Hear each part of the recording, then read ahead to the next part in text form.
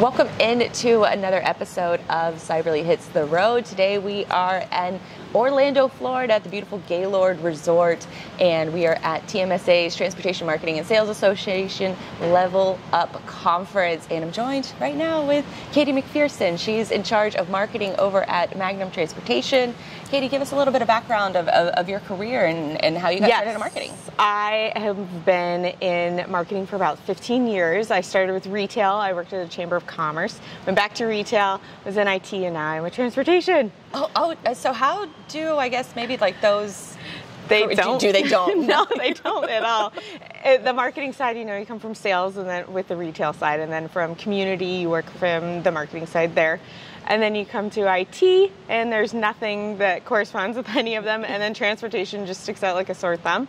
But I tell you what, I'm with transportation going forward. It's one of the funnest, more fun industries. I think that there's so much potential in the marketing world for transportation that I think that transportation does not have marketing to where it needs to be.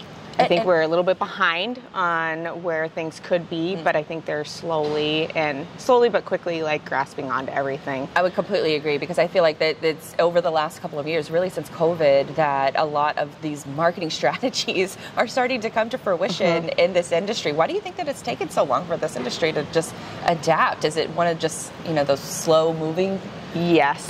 Slow to adaption? I think that honestly that we in the transportation industry are stuck in the old ways, equipment-wise, just industry standards of everything, and so everything's slowly catching up. I think that there's just a million opportunities for everything, and now that everything's kind of caught up all together, there's so much integration. Software technology, I think, is now catching up, and everyone's jumping on the bandwagon of the integration of software, of putting everything together. And being like, oh, the transportation industry, that's a niche we haven't hit yet. Let's jump on that. Let's see what we can do for them. Let's see what software integrations we can build together, because there's just so many and everybody wants to jump on it, that it's a high-level industry that anybody can kind of jump into. But the understanding of it is pretty complicated. Yeah, and I think that that's one of the bigger things for a lot of companies, is that or a lot of marketers, when they enter the space, there's a huge learning curve.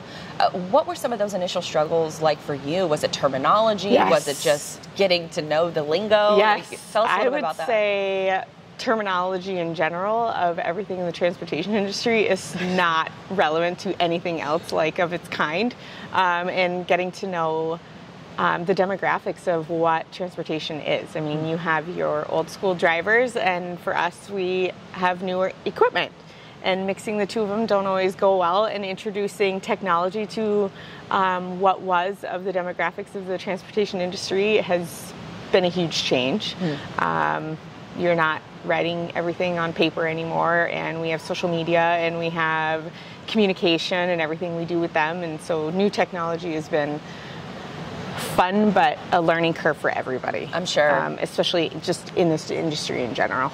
So what does, I guess, sort of the typical day, because you've been at Magnum for how long now? Under 3 years. Okay. Just shy of 3 years. So you've had a little bit of a chance to get to know that terminology and sort of get acquainted. And I learn something new every day, and that's why I love my job, because I literally learn something new every day that is so out there.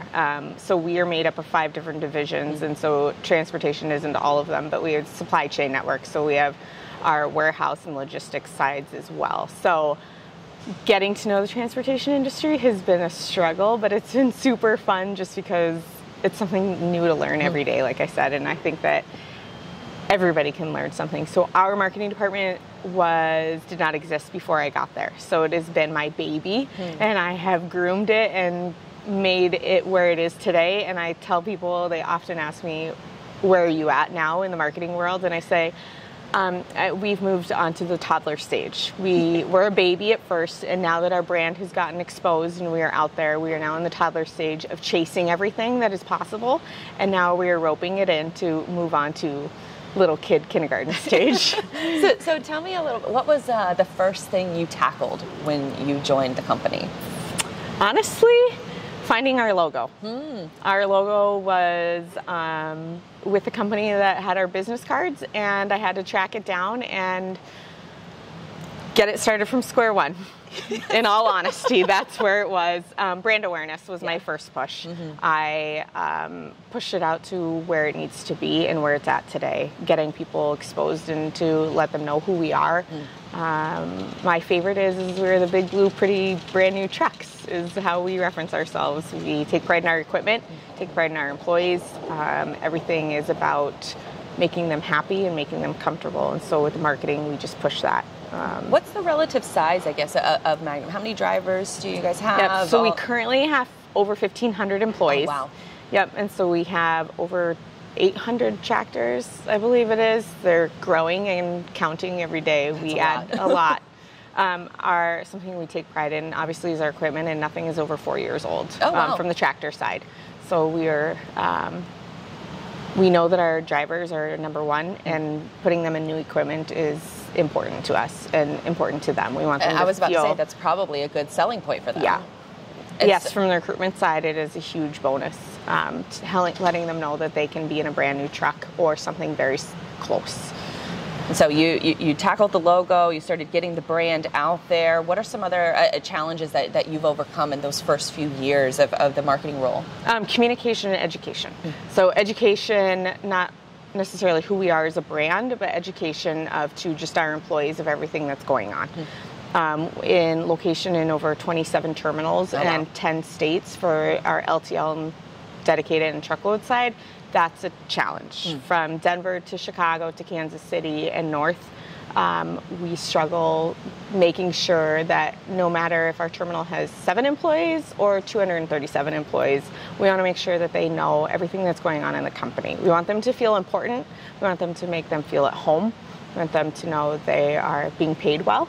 And we just need to communicate and educate to them that we're changing, we're growing, but we're never going to be too big to make you a number and not part of the family. I love that approach. So how are you, let's talk a little bit about your marketing strategy overall. Is it just you within the company or you have a team? I have a team. You're one of the now, rare people that have a team in transportation? I'm so excited. It's taken like the last year to grow. I started with an intern, realized that an intern was not enough. So then she became full-time. And then with that full-time, I decided I needed another intern. And so every year I grow with an intern and know that one intern is not enough and we need to, and they blossom so well that we need to continue to grow our team. And I need to pursue another person. I think that there's so much potential out there. Something I firmly believe in is with our size, we can internally support ourselves and do the work ourselves. We have learned our lessons about external sources and they haven't worked out for us, but knowing that we have an internal capabilities of hiring inside the company has helped us grow a lot. And knowing that we take on those challenges and bring them internally and fail or succeed has helped us a ton. Because that's one of the bigger, I think, issues with outsourcing is that sometimes the quality just isn't there. And, communication, I would say, definitely. And you can't really train somebody that's a freelancer because there's no guarantee that they're actually going to want to learn how to do this for you. We are super unique in the way that we have 5 different divisions, and to tell that story externally over and over again for an external source hasn't been the best of us, where we just we want to bring in the younger generation in our company and watch them grow with our company as our company grows. So as we take that and we just want to hire with it. And that's what I've done to grow my team. I brought in the younger generation to make them grow with us, and I teach them as a leader of the things that I learned when I was in their shoes, and guide them in the way that there's things you do and there's things you don't do. And so they've helped me a ton. But I'm still wanting to grow. I have goals of more and more and more, just as my boss does. So it's exciting. In the transportation industry, obviously, is not going anywhere. If anything, it's going to grow and it's going to develop with all the software and technology that's coming along with it. So what does the, I guess, sort of the day-to-day look like for you? Like, what are you doing versus your other 2 employees? Right. What does that structure look like? So my team is made up of 3 of us currently. So one of them tackles social media, the other tackles graphics, and any kind of internal communications we do. And then I handle a lot of advertising. So I do a lot of Google and advertising and SEO, Nice. Manage the website and just kind of keep things going. Events we currently need more people. What I say about the marketing team is we're never done. Our potential is ongoing, and so there's just more and more and more to do. But with the lack of employees that I have on my team, we're at a good standstill of growing, but there's so much more that we could be doing that is never ending. So where do you think is the most challenging part of marketing and transportation? Is it SEO? Is it social media? Comparatively, I would say social media, but I think my team does a really good job on it. We're really excited about it. I have one of the girls, that's her job. And it is somebody's day-to-day job. I mean, that they can spend 24 hours a day constantly on there, growing, getting to know everything. I mean, we are just barely at the top of what can be done. We have a lot of exciting campaigns that we want to consistently do that everybody always suggests to us, but we don't have enough time or the people or just the energy to constantly keep up with it all. So growing, I think just like manpower to handle all these things. Transportation wise, I think that technology, getting everybody on that same board of saying, here's what you can do, here's what you should be doing. Everybody has their own ideas, right? Their own opinions, but I'm a firm believer in social media. I think it's the number one piece of communication. Everybody believes in it. Everybody sees it. It's exposure. It's everything. And that's what you're here speaking on. Yeah. So you're here at TMSA speaking on this, on the power of social media in transportation.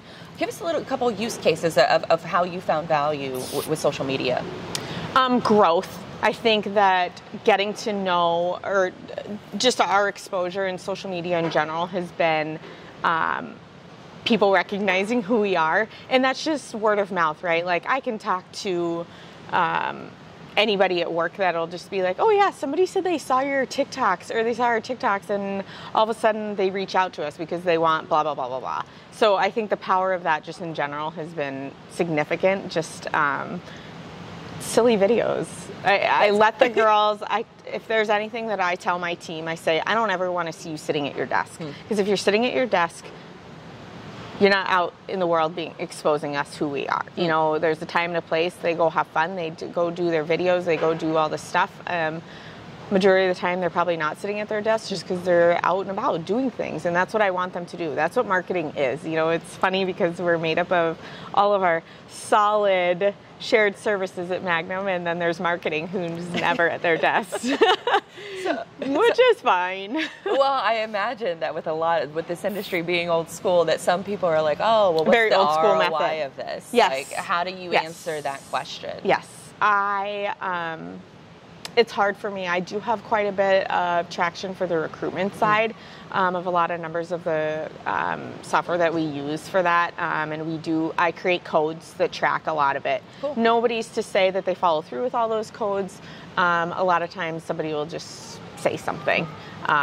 Or I can validate it majority of the time. Or we've gotten sales calls over silly things such as our TikTok or Facebook followings or stuff like that. So growing those has been significant, not just for my department, but for all the departments. And that's where I get excited over it. You know, with 40,000+ followers on Facebook and 20,000+ on TikTok, it's just like, we're out there, we're exposed. 20,000 on TikTok? Yeah. That's awesome. Yeah. That's one of the better transportation companies that I've seen. We take pride in it. That's it's exciting. Awesome. So that's something that, as much as someone's like, you have somebody that's just does social media, and I'm like, you don't understand the power of social media. You truly don't, because in one of my slides today, I bring up the fact that when you Google your company, the next thing besides your own website is your social media platforms underneath there, because that's the power of what Google will do, and it pulls everything. It's going to pull all your social media pages because it's what it's tagging. That's your SEO. You know, it's your website. It's everything. So it all ties together, whether you know it or not. Google is creepy, and that's how it is. We have to embrace the creepiness with Google and social media. Yeah, It's kind of weird, but you know, there's a lot of things that I'm a firm believer. I work strictly with Google, where I let the girls do the social media stuff. But for me, understanding all that and teaching people that there's so much more to Google in the transportation industry that we are competitive over, especially on the Google side. You mean like keywords or keyword advertising? Advertising. You know, what is your, I guess, philosophy when it comes to those two things? Like, how do you approach it? So my number one approach is money doesn't always buy everything from the Google side. It's a strategy that you kind of got to play with and trial and error. You're not going to win every month, but I take pride in that there's different ways to go about it, and I am familiar with them. But learn by doing. Nobody knows it perfectly. Google changes their algorithm and their platform daily, and you got to keep up with it, and it's scary, but you can do it. Anybody can do it. I mean, you just got to plug and play your stuff to keep going and keep up with the trends. And I tell my girls all the time that I want to be better than somebody that's larger than us. I'm not going to slow down, and I'm not going to stop. We just keep going. I want to be better than somebody that has 200,000 followers on Facebook. I just want to keep up with them. We are consistent. Don't stop. We don't stop. And so when you're thinking about your strategy and what you're doing now, and you're laying the groundwork, and you've learned the terminology, and you got a couple people working for you already, what are the platforms who are the people that you follow, the news that you follow, in order to think about that next step? I look at competitively, like, who is bigger than us. I won't name names, but I look at larger companies that have a marketing department of probably 15. So our marketing department is separate than our sales, so I never reference them, just because sales comes from the 5 different divisions and they're all separate, but I work with them. So they don't tell us what to do. We kind of guide them what to do and help them get out there. So a lot of our marketing is recruitment and sales. So we help with recruiting a ton, we help with sales a ton. So it's exciting, and I love to help them because they're a little bit old school. So we help them keep up with everything. But competitive wise, I just see what others are doing. But in the end, it's funny because they follow us and they're seeing what we're doing. So I've kind of come to the conclusion now that we're going to keep on keeping on, because if they're following us and we're following them, we're probably just going to be continuing to level up. I mean, there's just like a never ending, like, oh, they just copied our video, or we just copied their video, or, you know, just from the TikTok world. But Facebook and all our other platforms, it's just consistency. Marketing in general, just keep on keeping on, don't slow down, and just keep going, because you have to. I love that there's no slowing down. You mentioned Facebook with sort of like the yin and the yang, because TikTok is like the new person on the street, and that's the one that you know everybody wants to sort of jump onto. But with Facebook, it's more of like the older school platform. How are you finding success with Facebook Consistency. Today? I tell you, advertising and consistency, something that really helped us on the Facebook world of the followers is about when COVID happened, we just put out Thank a Trucker ads. And I went big on them. Not necessarily money-wise, but just hitting it hard, wanting people not to know that we want them, but we care about them. And it wasn't something that we wanted to get anything from, except for just people to realize the fact that we care about them. And when you just say Thank a Trucker, your demographic goes all over the board. But interesting enough, and this is my only stat I'll tell you, but our demographic consistently on Facebook is women 55 and older. Wow. And interesting as it is, that's what it is. And I associate with maybe some truckers' wives that are wanting to see what we're doing, or wanting to keep up and see what the transportation world is up to. And I have a younger generation team, and so they kind of keep us in the loop and keep things going. So it's entertaining, and then just coinciding all the platforms together has been huge. Knowing who our demographics are in each one, and then kind of playing the part out what we put out on each one. Business related, LinkedIn, pictures. We take pride in our pictures for Instagram. We do videos on TikTok, you know, and then Facebook is just kind of communication. What we're up to, what they're up to, what the industry's up to, what Magnum's up to. We kind of just play the roundabout circle of what we post constantly. So you're targeting those different audiences on all of these different social media platforms per the demographic that's on the platform. That's what we echo on this show every single week, and she's a living example of that. And so you had mentioned earlier about how you're working with sales, you're working with recruiting. How is that dynamic evolving since since you've joined and started really hammering home a lot of the value of marketing? Are is the sales like sort of receptive, or they're growing to be receptive? Like, how does that dynamic work? Giving them trending, good-looking material is important to them. And I like to call them old school. Don't hate me. I love them, all of them. But keeping them up to par with what others may be doing, or above what others may be doing, is my goal for them. I want to provide them material that they can expose themselves to out in the world of sales and make them be ahead of the game. That's always my goal. I just want to be like ahead of everybody else, and I know that's kind of like aggressive, but that's my approach. I think that it's been working, and making sure we're on top of everything. You know, like I talked about, communication and education, making sure that all of these salespeople have everything they need constantly. I mean, whether it's printing off flyers because they love flyers. I don't love flyers, but they love flyers, and those types of things. We just kind of settle where we meet in the middle, right? You know, so providing them a nice color copy of something versus them scanning it, or, you know, just simple things like that on the sales side. So from the recruitment side, it's keeping up with advertising, that we want to be ahead of the game to provide our golden ticket. Why is Magnum better than the rest of them? Because in the end, that's what the fight is. The fight is, we want the best drivers. We want drivers for longevity. We want them here. We don't provide jobs, we provide careers. And careers are more important because we want people to stay with us for a long time. And we have a lot of drivers that are with us long time.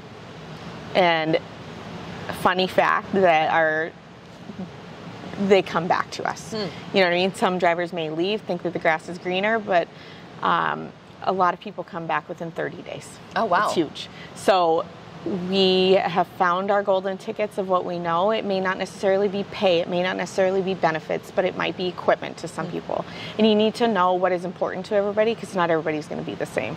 So our recruitment marketing campaigns on that level are finding not necessarily exactly that we pay the best, because we may not pay the best. We pay pretty high, but we have really awesome benefits. We have really awesome equipment. We have really awesome driver managers, etc. So other jobs besides driving, I mean, we have other lists for that as well. But I mean, kind of just finding that niche for every person, and realizing that, like I said, we treat them as a family and not just a number.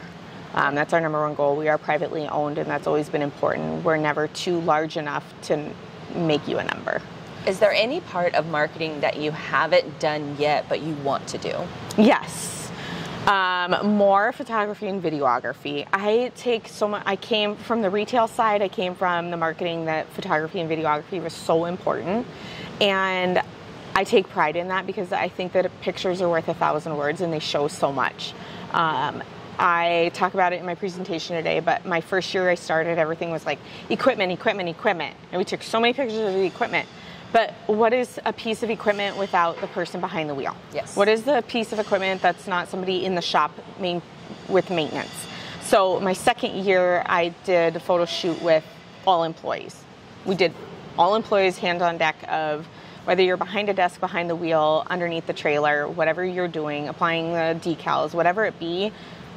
That's important, because you know what, it's putting you into the perspective of you're doing that job. And for the recruitment side, that's where you can be. You're in a nice new truck, you're in a nice new shop, you're in a new terminal, you're in an office, those types of things. So I want to continue doing that and bringing that internally. We did do that externally a couple of years ago, but that's my next step of what I firmly believe in, because with photography and videography, there's so much more power, and with that opens up the door. Taking on YouTube is my next big thing. TikTok has showed the world that short videos are important. People don't have attention spans. They're not going to read, and they're not going to want to watch a video more than 30 seconds. So YouTube, introducing YouTube Shorts and videos like that of probably not going to get a lot of hits on somebody showing you how to, I don't know, whatever in the shop, you know, for 30 minutes. It's not going to go very far. But if you show them a 30-second clip or a minute clip, that's where my next hard hit for campaigning is on the marketing side. So you had mentioned something that I thought was really powerful, is that you incorporate everyone from behind the wheel to behind the desk. Now, how does that look from a logistics perspective? What are you doing with that material as soon as you, is it going in flyers? Is it going in emails, website, all of the above? Yeah. So something I haven't touched on is we do a lot of email campaigns for the recruitment side. And utilizing those pictures to make these people feel that they're in the shoes that we want them to be in. We want them to feel part of our family. We want them to come to our side competitively against every other one. It's hard. It's very hard to reach these people, but we are doing a pretty good job on it, and I think that it shows another ROI kind of potential that we like to, that I get excited over, even if it's 5 applications from the email or whatever. You know, it matters. To me, just because we're on a list of like 30 other ways that an application came through, I take pride in that. You know what? Even if it was one for the week, I did my job because I made an impact on somebody enough for them to follow through filling out the application. We take any of those pictures with the employees, we just blast them. We use them in any form of advertising, and I feel like that's made a huge difference. I mean, you have your, when I work with Google, you have your display advertising, and then I call it text advertising, you know, so what somebody's going to read when they Google us or what they're going to see. So I think that just makes an impact. My team and I always say, where are you going to use these pictures? Like, make sure you're using this appropriate picture for this appropriate thing. Don't just like throw out an image, because you want to tell a story, right? You want to make that person feel like they're in that situation, you know, and that goes with subject lines as well and how you talk about things. So I learned a lot of that from retail sales, actually, which is interesting because they're complete opposites, because I'm not selling anything, but I'm selling you why you should be part of this job. I'm not telling you BOGO 50% off shoes, or you know what I mean? So it's like a whole different thing, but I take it all in that there's a learning curve from this side to from retail. It's been interesting. Oh, for sure. I think there's a lot of lessons that trickle down, that sometimes it takes years to trickle down from D2C or from, you know, B2C to over to B2B, which is technically, I think we're all, you know, just B2C anyways. I think that B2B is almost like kind of just convoluted, but we're all just marketing to people. Yes. And so you have a specialty, and you mentioned earlier that you mainly focus on advertising. How are you tackling advertising in a post-privacy world, I guess is the right maybe way to say it? With all the changes in iOS and, you know, privacy settings, things like that, how are you tackling that? I just go big. Yeah. I don't, in this nature, I don't compare myself to anybody else just because I don't know what anybody else is doing, but I compare myself to what I did last year. How are our numbers looking last year? And with data and analytics, that's super helpful just because my history of where we were a year ago compared to where we are now, in relevance to recruitment. Sales I don't look as much on just because they're their own people. I support them. I get our name out there for them as sales-wise. I always tell everybody that, like, when I do advertising, I'm step one. I may not go into detail about all the advertising or what we're actually selling, but I give them brand awareness and exactly who we are. I want to sell who we are as a company. That's my job. It's your job to sell the product. I'd say that with recruiting. I mean, I'm here to get them in the door. You're here to get them in the door to fill out that application. 100%. I want to make them, same with sales. I'm here to maybe present them, to make them, right? It takes a person 8 times to recognize a name or a company or a logo or a look. Our trucks, exactly. And I make sure that they are familiar with who we are as a company, and then it's their job as the next step. So I call myself like the broad marketer, because I'm not going to sit there and detail out a job for you with a list of 7 things. But I am going to try and sell you on to get in that door and fill out that application. 100%. Yeah. I feel like I need to say like amen 100 times throughout this conversation. Yeah. A couple last Makes questions. my job easier too, by the way. A lot easier. We don't have to deal with the like changes because you know, whether you, sorry to interrupt you, but whether you are moving along, like your pay changes or your drug policy changes or your equipment changes or something, I'm going to be as broad as possible. So that way my change doesn't have to happen immediately. And so I can kind of let things ride. I try to be as timeless as possible with a lot of campaigns just because there's so much out there and changing that I just want to be like, hey, we pay, or you can guarantee, you know, so. What are your favorite analytics? Like what are like the most like things that you check and you're like, yes. Like, it's really weird just because from the marketing perspective, I come from a graphics background. So I have a degree in graphic design, but like marketing, just those like numbers like just excite me because like it makes me feel that I've done something right. I love, well, like analytics wise, like on Google, I love to see how many people are currently on our site. I think that's super fun and exactly where they are because I get excited when they're on like our careers page or something like that. Unique page views is another one that I'm like, ooh, new people. I just like, I could sit on our analytics page all day, every day. We have a custom Power BI dashboard as well. And to see that graphically is always exciting. And then it's easier to show leadership. Look at the green, you know, look at the arrows green, you know, so sometimes, and I will be honest, sometimes it can be red, and that's okay. We're not always going to be 100% perfect. Very we true. know our down times of seasons of change. We know our up times of seasons of change. We know, I just want to see it plateauing and growing green. You know, that's interesting. What time is there a specific like time of the year that like it's better for maybe driver recruitment? Yes. Versus, really? It is definitely a season of, I would say probably on the OTR side of like that February, March, April tends to be lower.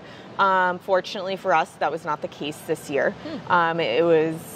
We're growing. Our job rec numbers are down, so that's exciting. So as we grow, we want those numbers to be down because for us that means that turnover is down and we're filling those positions and people are staying. That's exciting for us. You know, there's so many different like simple excitements, but those numbers are low when you don't want them to be high. So and filled trucks being low. So having 0 obviously is always a goal, but for us with as large of a fleet as we have, I mean, it's gonna happen and you have to accept that. I mean, there's always gonna be change. But 0 is always a goal, of course, or 1 or 2. But yeah, it's so any form of simple numbers, right? I call them simple numbers because like for me that's easier and graphically I can make them look good, you know? So I just love data and analytics. And I have no ROI. Like, I mean, we do in marketing, but you don't at the same time. Like for me, I'm like, an ROI for me is like, we got 1 application today. Yes. Not from all over the board, but just from the marketing side. You know, I feel like a lot of companies value too much on the vanity metrics and not the right metrics. Right. Where it's about conversions at the end of the day. Are people coming to become a customer? Are they coming to work for your company? Those are everything matters after they convert. Yeah, that's and when we have exposure that somebody saw us on TikTok and they really like how we treat our employees or the way that we do things, our equipment, that means way more to me. Awesome. You know what I mean? Just because I think that those kinds of numbers matter more to me. It's 100%. The authentic. So, all right, Katie, this was an awesome conversation. Yeah. What else do you guys have working on, for the rest of this year at Magnum? What can we expect out of you guys, and where can we follow your work? We're growing. We're rapidly growing, and I'm excited to see what the next few months has in store for us. I think that growing not only just on our marketing team, but just the company in general. It hasn't gone down at all, and it's not going to. The transportation industry is exciting, and we're here for it. Marketing-wise, we're going to grow. TikTok, I know these girls are already on a mission today doing more and more videos, and I'm entertained by it, right? In the Facebook world, too. don't be shy of it. It's not going anywhere. But I will tell you that not just the marketing side, I think that people are becoming more and more into photos and videos, and that's going to be the new trend. Shorts, short film, it's what people have become attached to. It's not that they've become attached to the world of TikTok, but it's the quick interactions that people are falling for. And they love it, and they're here for it. So whether you like TikTok or not, it's here. Yeah. And that's why, if you look at the rest of the social platforms, they've all followed trend. They've all followed suit of providing some way or another something similar to TikTok in their 100%. Own way. Yeah. Where can folks follow all of the Magnum social media profiles, all that good stuff? Yeah, our TikTok is Magnum Trucking, I believe. Sorry, we got to switch it all up for a lot of them. And then Facebook is Magnum Transportation, Instagram, something similar. So they're all Magnum related, whether it's trucking or transportation after. So it's Twitter, of course, we have as well. And then LinkedIn is our next really big focus business-wise. So love it. Yeah. Great work, great insight. Thank you guys so much for tuning into another episode of Cyberly. We will be right back here next Thursday at 2 p.m. with another great interview live from TMSA Level Up in Orlando, Florida. Thanks again.